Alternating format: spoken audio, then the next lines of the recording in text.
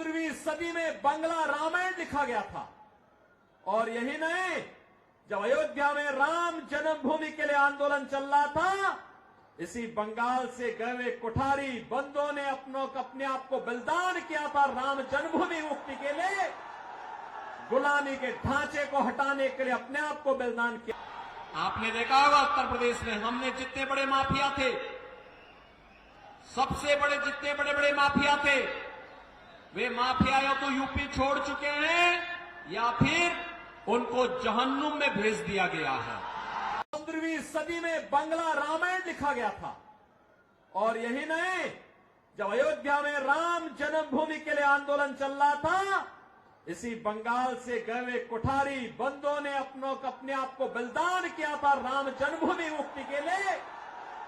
गुलामी के ढांचे को हटाने के लिए अपने आप को बलिदान किया था। आज भी कुठारी बंदों का अयोध्या में स्मारक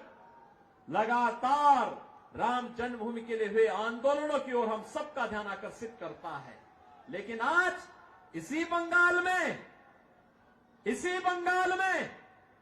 जिस बंगाल ने कभी स्वामी विवेकानंद ने वैश्विक मंच पर कहा था, गर्व से कहो हम हिंदू हैं, आज उस बंगाल में जय श्री राम बोलने पर प्रतिबंध लगाया जाता है।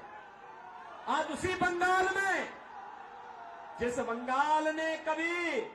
बांग्ला रामायण लिखा था, आज जय श्री राम बोलने पर उस पर गोली चला दी जाती है, शोभा यात्राओं पर हमले कर दिए जाते हैं, सरकार के द्वारा झूठे मुकदमे दर्ज कर दिए जाते हैं और उपद्रवियों के सामने पूरी की पूरी टीएमसी सरकार मौन बनी हुई है। बहनों और भाइयों, जिस बंगाल ने मातृभूमि के प्रति हमारा सम्मान का भाव क्या होना चाहिए,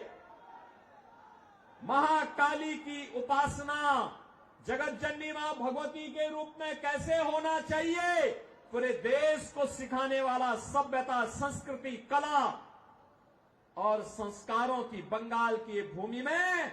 आज संदेश खाली की घटना होती है। अपराधी को टीएमसी सरकार बचाने का काम करती है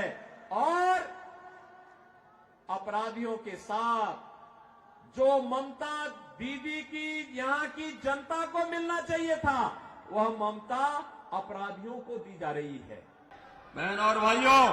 भारतीय जनता पार्टी आपको इस बात का आश्वासन देती है कि जितने बड़े माफिया हैं ना,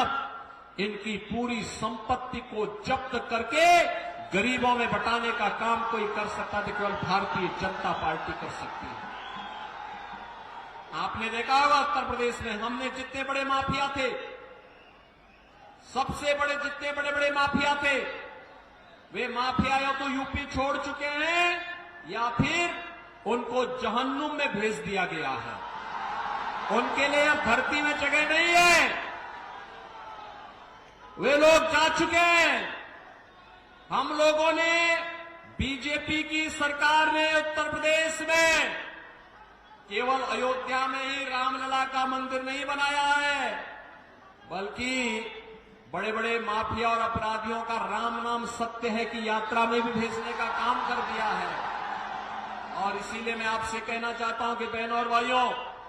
देश के विभाजन की जो तैयारी कांग्रेस और इंडी गठबंधन के द्वारा अपने मैनिफेस्टो के माध्यम से की जा रही है, उन सभी से सावधान होने की आवश्यकता है।